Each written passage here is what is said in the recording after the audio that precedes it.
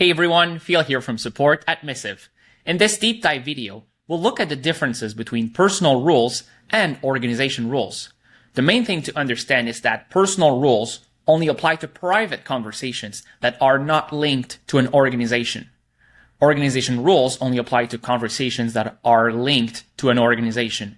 And if you're in more than one organization, like this, the rules from one org won't affect conversations in another. But how can you quickly spot if a conversation is private or linked to an organization?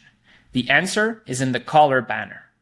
If you see a caller banner, it means the conversation is linked to an organization. You'll see a caller banner whenever you apply an organization label to a private conversation, you assign or mention a coworker, or simply because the conversation exists in a team inbox. It could also be due to a shared address automatically linking certain emails to the organization. For example, you can see this conversation has a red color banner because it exists in my developers team. And red is just the color we chose for that team in our team settings. On the other hand, this conversation has no color banner. That means it's a private conversation. Personal rules will apply here up until the moment you link the conversation to an organization when doing certain actions. From that point on, only organization rules will trigger. And watch what happens to this conversation. When I mention my coworker, the conversation must be shared with them. So our sharing algorithm does its job and links the conversation to the organization. Logically, users can't collaborate if they don't belong in the same organization. But here's something just as important. If I explicitly remove my coworker from this conversation, it does not unlink the conversation from the organization. You see the colored banner is still there. Once linked, it can be unlinked. This also means that if you meant to share this conversation with another organization, you can't go back. Conversation linked to an organization are siloed. So even though I'm the only person who still has access to this conversation, only organization rules will work here.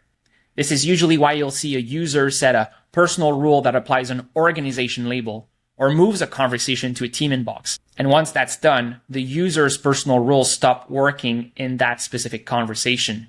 You'll receive a first email, your personal rule triggers, an action in that rule makes the conversation shared. You get a second email that should trigger the same rule again, and this time nothing happens. So you see how personal and organization rules trigger is not based just on personal accounts versus shared accounts. Once you share a conversation found in a personal account, it changes which rules will trigger in that conversation. That's why you'll sometimes see users simply duplicate their personal rules into organization rules, so they always trigger the same on both personal and shared conversations.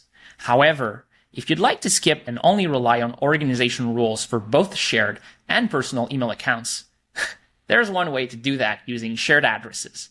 If you're the organization owner or an admin, you can click on your avatar, settings, organizations, message sharing, and add a shared address for each address that should be shared. So you go here, type the address, and don't select team inbox, don't select inbox, just leave it as is. And emails will continue to be private when it's just sent to you, but organization rules will start to work there. So without going into all details of what shared addresses can do, in the context of rules, it means this. When the Missive algorithm catches an email sent to that specific address, it automatically links new emails received with the organization. It doesn't mean that everyone will automatically have access to the linked conversations. It only means you'll be able to trigger organization rules on those personal emails. But keep in mind, if you decide to do this, anyone who has access to rules, meaning the admins and the owner, can potentially change the way personal emails of employees are shared. So this setting may not be for everyone.